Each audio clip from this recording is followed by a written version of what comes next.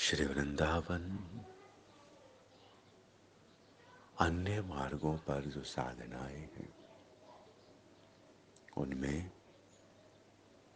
या तो आनंद से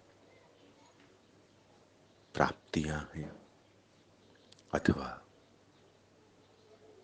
विरह से, वेदना से, वियोग से।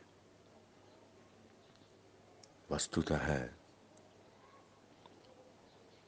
वो जो वियोग है, वो जो विरह है,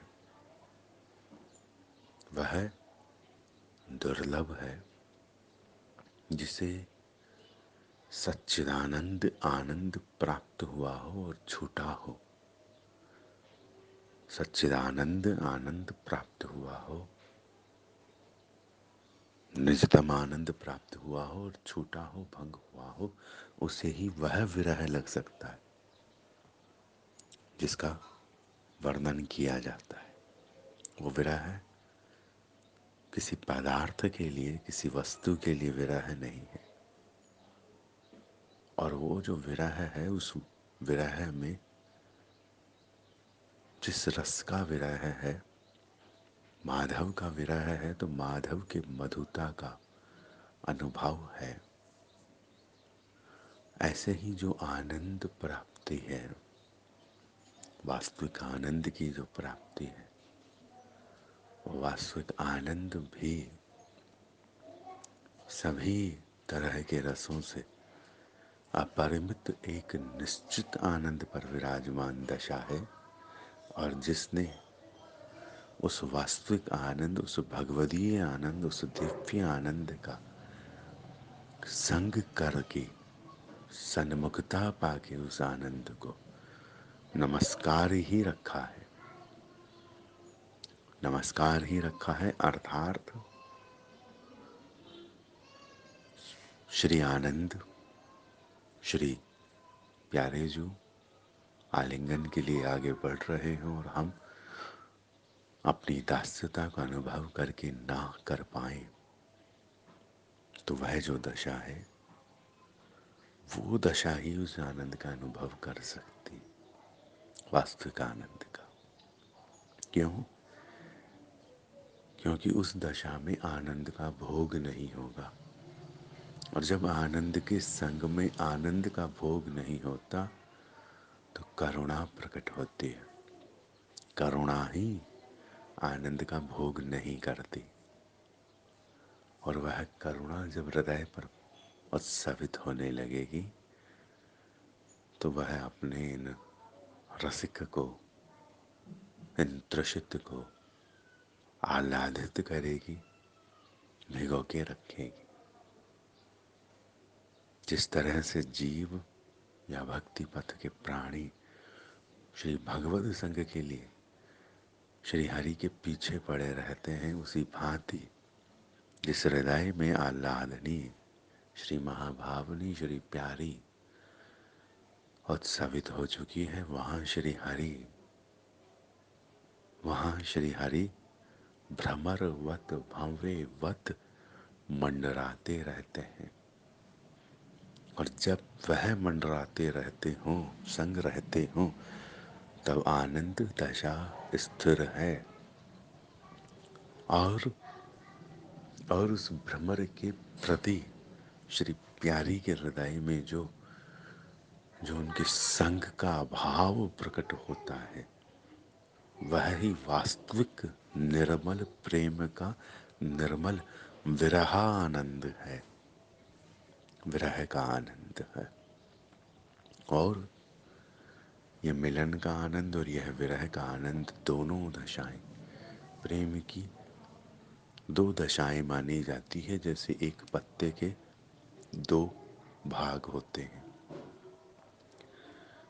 परंतु वृंदावनी रस में मिलन और विरह दोनों को पृथक नहीं माना गया है।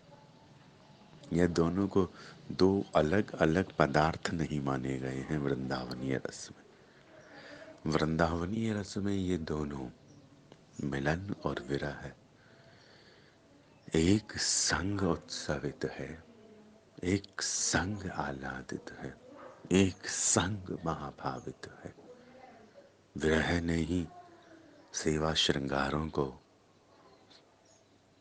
स्वरूप में स्वीकार किया होता है और आनंद ही वहाँ श्री युगल के उत्सव में उत्सवित हो रहा होता है।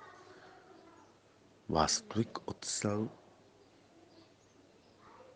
मिश्रण से ही बनेगा, एकांतिक दशा से नहीं बनेगा। जितना वास्तविक उत्सव होगा उसमें दोनों दशाएं सहज बनेगी। यहाँ उत्सव का जो पट खुलता है, निकुंज उत्सव का, उस पट खुलने पर भी लालसा चाहिए, लोलुप्ति चाहिए, ललक चाहिए, प्यास चाहिए, तृषा चाहिए। और उत्सव का विश्राम होने पर भी जो सोहिनी होगी उसमें लालसा रह जाएगी, प्यास रह जाएगी, ललक रह जाएगी। उत्सव बहुत होगा परंतु तृषा तो तृषा रह जाएगी। तो यहाँ इस रस रंग में दोनों ही उत्सवित है। यहाँ प्यास ही प्यास का विलास खेलती है। रस वही पी सकता है जिसे प्यास पीनी है। जिसे रस पीना है वह रस नहीं पी सकता। क्यों? क्योंकि वो सागर नहीं देख सकता। क्यों नहीं देख सकता? वो सागर पी जाना चाहता है, और जो पी जाना चाहता है वो देखेगा कैसे? देख वह सकता है, रस को देख वह सकता है जो रस पीता नहीं, रस की तृषा को पीता है। रस की तृषा को पीता है। रसिक प्रियतम की तृषा का नाम श्री प्रिया है, प्रिया की तृषा का नाम प्यारे हैं। और इन दोनों के परस्पर इस तृषा के स्वरूप को अलियां पी सकती है।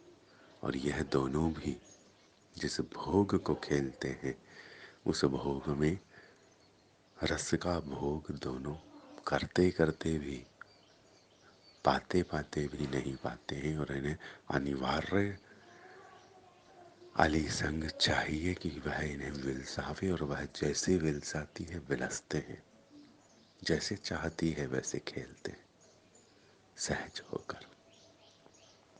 तो वृंदावनी रस जो है वो प्रेम के द्विदल सिद्धांत को ना मानने से प्रकट हुआ है। अर्थात केवल मिलन नहीं है, केवल विरह नहीं है, और जो यह रस है जिसे वृंदावनीय रस कहा गया है, यह मिलन और विरह का मिश्रित आस्वादन सहज है। इसमें नित्य मिलन है और नित्य मिलन में नित्य तृषा है। नित्य मिलन है और नित्य मिलन में नित्य तृषा है। मिश्रित आस्वादन इसमें सहज है। जैसे हम जब ध्वनित होते हैं तो उसमें मिलन उत्सव बनता है। क्यों? क्योंकि तृषा ही जब ध्वनित हो रही है तो सहज मिलन उत्सव गा सकती है। परंतु कोई अगर मिलन कली, मिलन क्रीड़ा, मिलन अली प्रकट हो, मिलनोत्सव की, इस आनंद की, इस झूम की अनंग अलियां प्रकट हो, तो वह जब अपने हृदय के मिलन को गाएगी तो रुदन प्रकट होगा, व्याकुलता प्रकट होगी। और व्याकुलता जब गाएगी तो मिलन प्रकट होगा। परस्परता है, परस्परता है।